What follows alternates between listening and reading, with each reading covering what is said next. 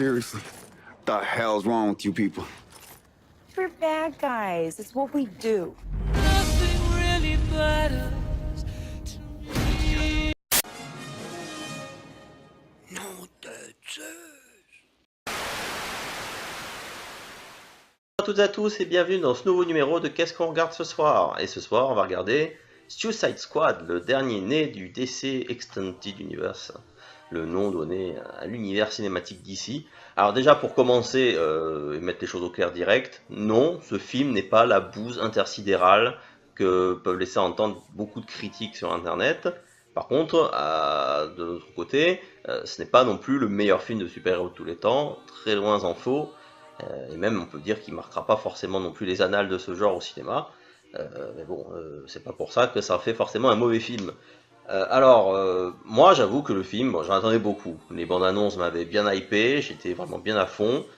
J'avais pas été non plus trop. Si le cool look du Joker m'avait un peu interloqué, j'étais plus ouvert que certaines personnes sur internet, puisque notamment je me disais que c'est vrai que Heath Ledger à l'époque, quand on avait vu les premiers visuels, il y avait beaucoup de monde qui avait crié au scandale, et au final, la prestation de l'acteur était géniale. Donc moi, j'étais parti un peu dans cette optique, dire laissons sa chance à Jared Leto. Donc voilà, le film, j'attendais beaucoup, pour ça que bon, j'ai pas pu y aller le jour de la sortie, mais je suis allé le lendemain. Et si le film, j'ai passé un moment sympa au cinéma, hein, je me suis pas fait chier comme ça avait pu être le cas pour Ant-Man par exemple, mais c'est vrai qu'au final, on va dire que vu le potentiel qu'il y avait et vu ce qu'on en attendait, c'était vraiment un peu dommage de faire ça, puisqu'au final, le principe du Suicide Squad, bon, ça s'est présenté dans la bande-annonce, mais c'est ça, c'est vraiment des méchants de l'univers DC qui purgent des peines de prison et à qui on propose d'avoir des réductions de peine à condition de participer à des missions suicides. En gros, c'est faire le boulot que les super-héros ne veulent pas faire. Donc c'est vrai que là, ils le mettent en place, mais au final, très vite, on ne sait pas pourquoi, plus on avance dans le film, plus ça vire vraiment voilà, une équipe de super-héros, un peu avec des passages de seconde zone. Franchement, moi, l'arrière-goût que j'ai eu pendant tout le film, c'est que c'était une sorte de version d'essai des Gardiens de la Galaxie. Voilà, le groupe de personnages de ces seconds couteaux, un peu hors la loi, qui se retrouvent à la force des choses, obligés de travailler ensemble pour sauver le monde, enfin l'univers dans les Gardiens de la Galaxie. Bah là, Suicide Squad, c'est la même approche que prend le film, et c'est dommage parce que les Suicide Squad, c'est pas ça à l'origine. À l'origine, ouais, c'est des mecs qui font ça s'ils n'ont pas le choix. C'est le seul moyen qu'ils ont de sortir de prison.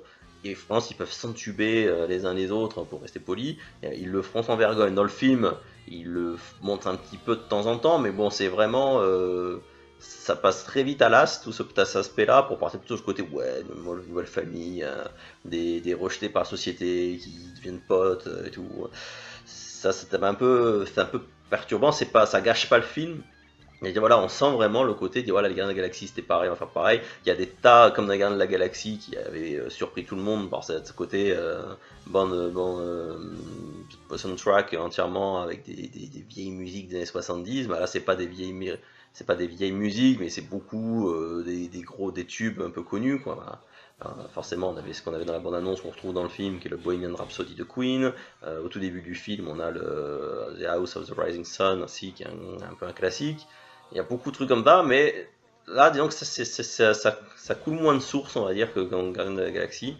Il y a un ou deux de musiques qui passent bien, les autres s'intègrent moins bien dans le film, mais je veux dire que voilà, on peut l'excuser si on aime bien les musiques, qui était mon cas. Mais voilà, donc c'est un peu une faute de goût, c'est un peu dommage par rapport à ça. Par rapport à l'intrigue en elle-même, le début, l'introduction des personnages est vraiment bien fichu, on rentre bien dedans, le personnage d'Amanda Waller est excellent, Deadshot, joué par Will Smith, est pas mal fichu aussi, même si des fois il y a des façons, il faut un peu s'exprimer comme une sorte de racaille, racaille des quartiers, quoi, ce qui est un peu dommage, parce que bon, Deadshot, c'est vrai que on va faire un noir américain dans cette version-là, pourquoi pas, mais à l'origine, dans les comics, c'est pas du tout ça, Deadshot, c'est un mec normal, quoi, qui se distingue pas particulièrement sur un plan de caractère ou d'appartenance ethnique ou culturelle, on va dire. Donc ils ont voulu rajouter ça, bon, pourquoi pas.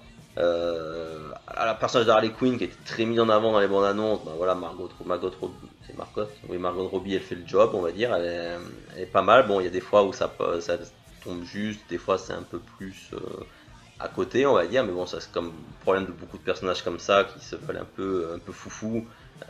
Ça peut passer rarement d'un bon ton tout du long du film. Et par contre, tous les autres persos, ben, ils sont soit anecdotiques, soit ils font le job, mais pas plus. Alors c'est vrai que ça aussi c'est un peu récurrent dans les films un peu avec des groupes de personnages plutôt qu'un personnage unique. Mais disons que là, c'est un peu dommage. On peut dire, ils ont pris beaucoup de second couteaux très peu connus du grand public, ce qui est un peu le principe de la Suicide Squad. Ils ont réussi à faire une bonne introduction, on va dire, mais disons que chacun mériterait limite un film à lui. C'est vrai qu'à la base, dans les comics, quand ils ont lancé ça, c'est des personnages qui étaient déjà bien établis dans les séries, des héros. C'était des méchants récurrents, donc ils ont décidé de regrouper les méchants dans un groupe pour jouer un peu sur le principe du anti-héros. Dans le comics, c'était établi. Là, c'est vraiment que des persos qu'on n'a jamais vus, surtout dans ce nouveau univers d'ici mis en place, on les a jamais vus, donc ça c'est un peu dommage. Puis même dans l'ensemble, le méchant principal du film, je vais pas vous dire qui c'est pour pas spoiler, on va dire, mais pareil, c'est pas vraiment un méchant très emblématique. Il apporte rien de particulier, il a pas un petit truc comme ça qui. Mais en même temps, je vais vous dire, ça correspond à beaucoup de méchants dans les films de super-héros, qui sont très lisses et ils n'ont pas vraiment de profondeur. Mais là, c'est un peu pareil, c'est je vais dominer le monde, voilà, c'est le méchant classique qui ne va pas chercher plus loin. Et c'est un peu dommage. Et surtout d'être parti dans cette idée-là du groupe de méchants qui au début, ils font une sorte de mission qui pourrait être tout à fait pour le Suicide Squad, hein, ils doivent évacuer quelqu'un d'une ville qui est attaquée par un super vilain. Ça vaut le problème, c'est qu'ils se retrouvent à devoir sauver la mise, mais pourquoi? Tout simplement parce qu'il n'y a pas de super-héros. C'est vrai que le principe même de la Suicide Squad, c'est qu'ils font des choses que les super-héros de la Justice League ne font pas. Sauf que dans l'univers d'ici, à ce moment-là, la Justice League n'existe pas encore. Donc en fait, il y a cette menace potentielle pour le monde entier. Et en fin de compte, bon, on voit pas Flash, il n'y a pas Wonder Woman, il y a personne qui essaie de l'arrêter. En gros, il n'y aurait pas la Suicide Squad qui serait là, ben, on aurait laissé faire son truc dans son coin, méchant. Alors, j'espère qu'ils expliqueront peut-être à un moment, dans un des prochains films, peut-être l'Argus avait mis un blackout sur la ville, c'est pour ça qu'ils ne savaient pas. Mais bon, ça fait un peu bizarre. Et surtout aussi pour moi, le gros problème, c'est que le bon film Suicide Squad, il avait déjà été fait en animation, c'était Assault on Arkham. Voilà, c'est un film animé d'ici qui est sorti il y a un an ou deux. Et là, par contre, c'est le vrai principe de la Suicide Squad, quoi. C'est Amanda Waller, elle vient les chercher, elle dit j'ai une mission pour vous, il faut que vous alliez chercher quelqu'un à Arkham et que vous l'exfiltriez. Donc du coup, bah, ils prennent d'assaut l'asile. Et bah voilà, du coup forcément ils se retrouvent opposés pendant leur mission, ils doivent faire face à Batman, ils doivent faire face au Joker qui est là, et forcément quand il y a Harley Quinn au milieu, bah, il vient mettre un peu son boxon. Donc on retrouve un peu des éléments comme ça dans le film Suicide Squad, mais sauf que le fait qu'à la fin ça vire sur le groupe de super-héros qui va sauver le monde, ça gâche un peu le principe même de l'équipe. Et puis surtout voilà, ça donne vraiment l'impression de dire bon allez on fait un film sur les méchants mais on n'assume pas, donc à la fin il faut qu'ils deviennent gentils quoi. Alors que franchement ils auraient pu les laisser des enflures. Parce que c'est vrai qu'au final, ça qui est un peu aussi dérangeant, c'est que ce côté de dire, bah allez, voilà, Deadshot, on dit qu'il tue des gens, c'est un tueur à gages, il tue plein de monde, mais en fait, voilà, il aime sa fille, donc ça va, il est gentil. Non, Deadshot, c'est un tueur, donc voilà, il n'y a pas besoin d'essayer de l'humaniser ou de justifier, de dire que finalement il a bon fond. Deadshot, c'est un connard, et ben voilà, c'est un connard. Deadpool, j'ai pas vu le film encore, mais des échos que j'en ai vu, au moins il y a ce côté-là qu'on peut pas leur reprocher, c'est qu'ils sont allés jusqu'au boutisme du perso, quoi. Ils ont respecté ça, la Suicide Squad. Alors je sais pas si c'est lié au contre-coup de mes performances de Batman Superman. C'est vrai que ça fait du mal, hein. Le fait que Batman Superman se soit vautré, je sais que des échos qu'on a pu avoir, la Warner, du coup ils sont très frileux, et j'ai un peu peur que c'est ça qui ait édulcoré entre guillemets la Suicide Squad. Et du coup, pour pas rester dans le côté sombre de Batman Superman, ils ont essayé peut-être d'édulcorer la chose, de les rendre politiquement corrects, et c'est dommage que ça gâche le potentiel, parce qu'il y en a du potentiel, comme je disais, voilà. Amanda Waller, elle est parfaitement dans le rôle, l'actrice c'est génial. Will Smith, globalement, il est très très bon en Deadshot. Harley Quinn passe très bien. Les autres persos, même s'ils sont anecdotiques, ils sont bien dans leur rôle aussi. Juste un bémol, je dirais, sur le personnage joué par Kinnaman, donc Rick Flag. Franchement, ce personnage, moi, j'ai pas du tout adhéré.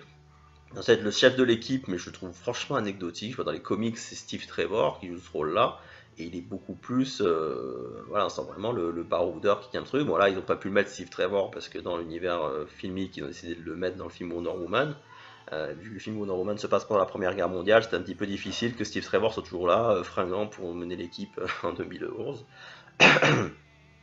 Donc voilà, c'est vrai que voilà, pour moi le bémol du film, ce sera ce personnage-là, et puis aussi l'Enchantress, qui franchement est pas forcément mis en avant sous un meilleur jour. Donc voilà, c'est un peu dommage. Globalement, voilà, comme j'ai pu le dire sur Facebook, il est bien, mais pas top. Voilà, ils auraient pu faire largement mieux, vu ce que nous laissait supposer la bande-annonce, ça aurait pu aller beaucoup plus loin. Au final, le Joker, ils l'ont mis vachement en avant dans la promo, mais dans le film, il joue un peu un caractère de personnage secondaire, voilà, qui intervient de temps en temps, on va dire, pour mettre le boxon. Donc voilà, dans Dark Knight, le Joker c'était l'antagoniste principal, il apparaissait de temps en temps, voilà, pour pas non plus, même si c'était la menace principale, il apparaissait de temps en temps, il crevait l'écran à chaque fois qu'il était là. Là, le personnage Jared Leto, non, il crève pas spécialement l'écran. Cette idée de faire du Joker une sorte de seigneur du crime, voilà, c'est vrai que dans les comics on dit que c'est le clown seigneur du crime, bah là c'est plus le seigneur du crime que le clown, c'est ça qui est un peu dommage. Il y a des scènes où on le voit dans un cabaret, une sorte de loge avec des mecs qui viennent un peu lui faire des ronds de jambes, comme un caïd lambda. Je suis désolé, le Joker c'est pas ça. C'est une idée, c'est vrai que ça change de ce qu'on a vu habituellement, mais pour moi c'est pas ça le Joker. Et c'est vrai que pour le peu qu'on le voit, bah, la performance de Leto, on n'a pas trop l'apprécier. C'est sûr qu'il fait vraiment pas le figure comparé à Heath Ledger, ça c'est clair et net. Après c'est une interprétation différente, donc c'est vrai qu'il faudrait le voir dans un film où ce serait vraiment l'antagoniste principal, peut-être voir ce que ça peut donner. Mais en tout cas, voilà, dans cette volonté qu'ils ont eu de l'introduire dans ce film-là, au final, je pense que ça dessert le truc, puisqu'il est complètement anecdotique. Vous disiez, dans Assault on Arkham, il est introduit tardivement dans le film, et donc voilà, il joue vraiment le rôle de perturbateur dans le film. C'est vraiment en plein milieu de la mission, il débarque, il vient foutre la merde, un truc qui est à peu près bien goupillé, bien réglé, il vient mettre son boxon.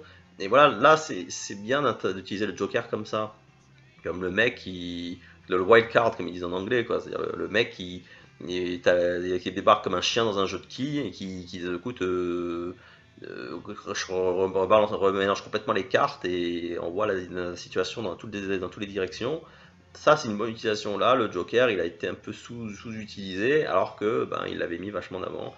Et là encore, ça souligne le gros problème de Warner. Leur marketing sur leur film, ils sont vraiment à chier. Dans Batman Superman, d'avoir mis en avant Wonder Woman alors qu'elle a un rôle secondaire et limite d'avoir gardé secret, ça aurait été une bonne surprise. Non, ils l'ont mis vachement en avant pour bien cacher le truc. Le Joker, pareil, il aurait pu intervenir dans le film, que ce soit un peu la petite surprise. Et tiens, on le découvre dans les flashbacks de Harley Quinn. Excusez-moi. Et du coup, qu'il intervient après finalement dans le présent, ça aurait été une bonne surprise. Non, là aussi, on nous l'a balancé en long, en large et en travers dans la promotion. Donc ça vraiment, ils sont très mauvais là-dessus, Warner, franchement, ils se tirent des balles dans le pied de tous les côtés. Et c'est vrai que malheureusement, alors qu'ils prennent des décisions un peu osées pour se différencier de Marvel, au final à chaque fois ils manquent leur objectif au bout du bout. Et ça qui est vraiment dommage, c'est qu'ils pourraient faire des bonnes choses, mais au final c'est moyen. Voilà, Suicide Squad pour moi c'est moyen, donc je lui mettrais un 6, parce qu'il est mieux, que le film standard, voilà. Alors je me souviens plus quelle note j'ai mis, c'est vrai que j'ai mis un peu les notes au feeling, peut-être du coup il retrouve avec une moins bonne note que X-Men Apocalypse ou que Ant-Man, mais voilà, donc pour dire, j'ai pris plus de plaisir à voir ce film-là qu'à voir les deux autres, quoi.